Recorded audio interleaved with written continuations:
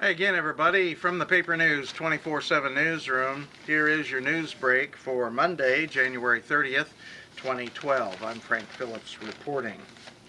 Indiana State Police detectives from the Criminal Investigation Division at the Lafayette Post are investigating the death of Samuel H. Kessler, 94, who lived at 8737 East State Road 234, Ladoga. Police said he died in his home.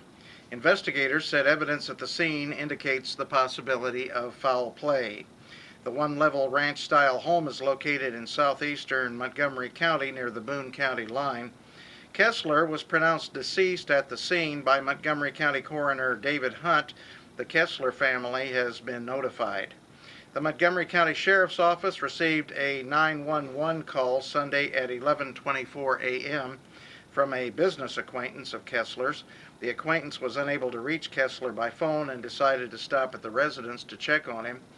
A door of the residence was found ajar, and upon entry to the home, Kessler was found deceased in his bedroom. Evidence at the scene and the fact that Mr. Kessler had sustained a wound to his body suggests foul play. The home was ransacked, but it is unclear at this time if anything was taken. At one time, Kessler was a Montgomery County Commissioner. No other information concerning the wound or evidence will be released, according to state police. Kessler had spoken with relatives at approximately 11 a.m. Saturday. Detectives believe the crime occurred between 11 a.m. Saturday and 11:24 a.m. Sunday. An autopsy is tentatively scheduled for today at 1 p.m. at Terre Haute Regional Hospital.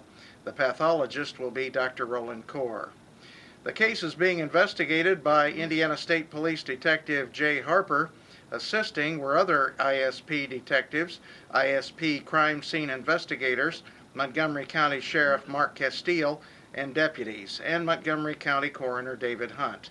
Anyone with information concerning this death investigation is urged to contact the Indiana State Police Detective First Sergeant Tom McKee or Detective Jay Harper at the Lafayette Post, 765-567-2125. That's 765-567-2125. No tip is too small, the media release stated. Saturday was the start of a beautiful beginning of a new gallery titled Creative Lab. The Creative Lab is located at 117 East Main Street next to Milligan's Flowers. The gallery is owned and operated by Annie Verray, a Crawfordsville native. Annie specializes in crochet and all styles of jewelry. She claims her love for art was established by her parents, both of whom are artistic, and her grandmother as well.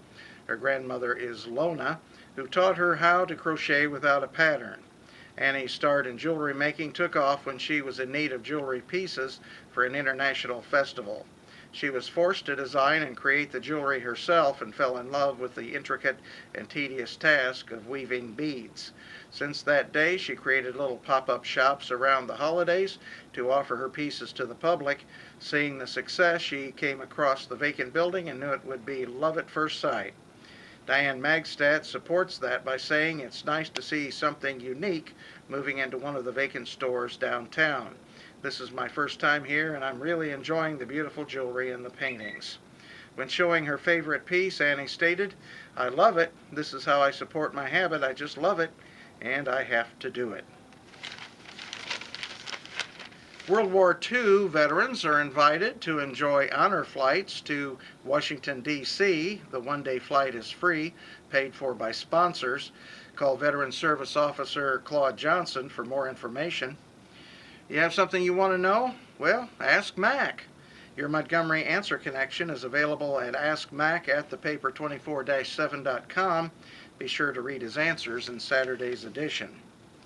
North Montgomery Community Schools has scheduled Early Learning Academy and Kindergarten Roundup for Lister B. Summer Elementary School, 8:30 a.m. to 11 a.m. and noon to 2 p.m. on April 11th. Pleasant Hill Elementary, 8:30 to 11 a.m. and noon to 2 p.m. April 12th. And Sugar Creek Elementary, April 13 from 8:30 to 11 a.m. and noon to 2 p.m. When we come back, we'll look at sports and we'll see what Weatherby, our little weather bird, has to say about our weather. You're watching Newsbreak on Paper News 24/7. Bad wrecks happen to good people. That's why people take their wrecks to the good people at Gould's Body and Paint in Crawfordsville. Gould's will work with your insurance company to provide an accurate quote of your needed repairs. Then the iCar Gold Class specialists take over, restoring your vehicle to good as new. Gould's will service any make, any model, any type, or amount of damage. Just remember our motto: at Gould's Body and Paint, our business is a wreck.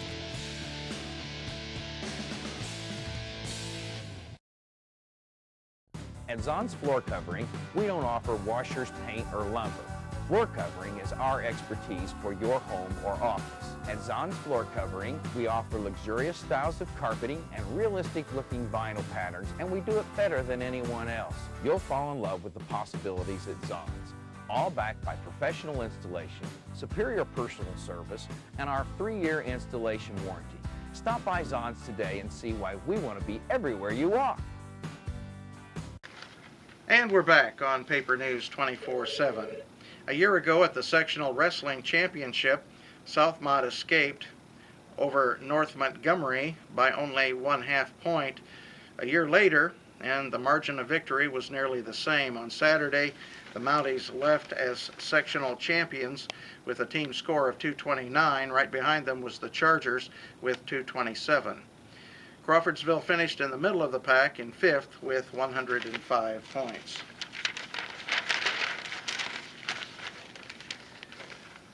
Confidence and execution were key ingredients in Crawfordsville's 69-65 road victory against 4A McCutcheon on Saturday night. The Athenians, 9-5, followed up Friday's victory against Frankfort with possibly one of the team's best performances of the season. Crawfordsville coach David Pierce said the victory against the Mavericks was because his team played a complete game. Our kids were excited, and it was a good game for our kids, Pierce said. We got rebounds when we needed them, and on offense we were patient. After trailing early 5-0, the Athenians closed out the first quarter leading 13-8. Two key baskets for Crawfordsville were a junior Jake Zarowski 3-point basket and a 4-point play by sophomore Hank Horner when he was fouled on a tray. Crawfordsville had many heroes in the game. Leading scorer and senior Caleb Rasmussen had his normal game by scoring 23 points.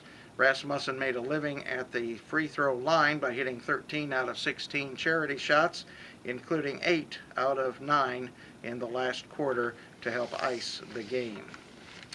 After a tough loss on Friday night, Southmont's boys basketball team, 7-6, was looking to rebound on Saturday night. That's exactly what they did, beating Turkey Run, who's 3-13 on the season. They beat them 90-48. We wanted to get off to a fast start, so they, that is Turkey Run, couldn't hold the ball, Southmont senior Austin Burton said. After the first quarter ended, the Mounties led 25-12.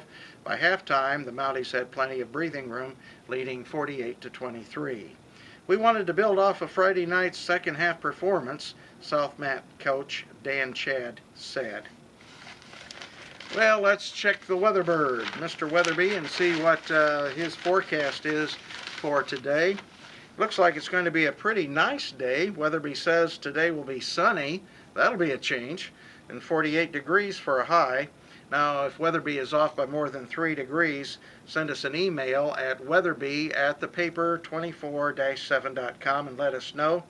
Include your name and phone number, and at the end of the month, all those who called in and caught Weatherby will be entered into a drawing for a prize. And that's your news break on Paper News 24/7.